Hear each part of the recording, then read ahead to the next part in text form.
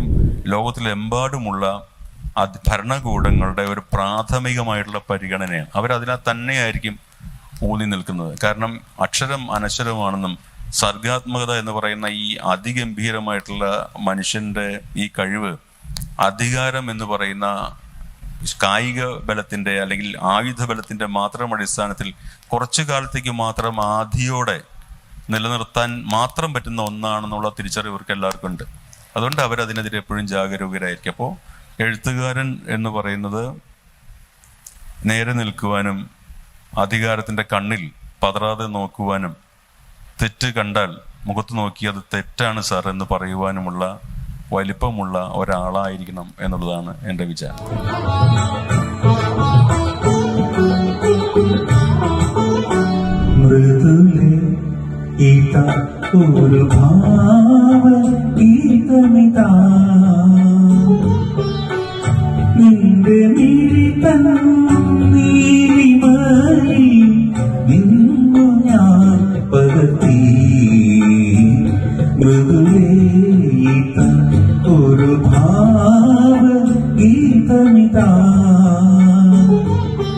ആദ്യമായിട്ട് ചന്ദ്രനിൽ കാലുകുത്തിയ മനുഷ്യൻ എന്നാണ് PSCക്ക് ചോദിക്കുക.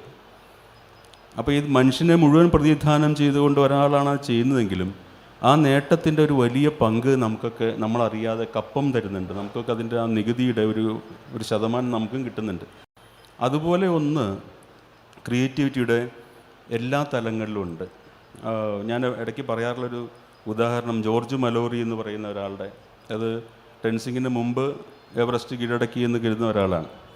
അദ്ദേഹം 27 പ്രാവശ്യം ഇത് കയറാൻ പോയി, പരാജയപ്പെട്ടു. അദ്ദേഹത്തിൻ്റെ മൃതശരീരമാണ് വഴിവെക്കിൽ നിന്ന് കിട്ടിയത്. അതുകൊണ്ട് അദ്ദേഹം മല കയറിയോ ഇല്ലയോ എന്നൊന്നും അറിയില്ല.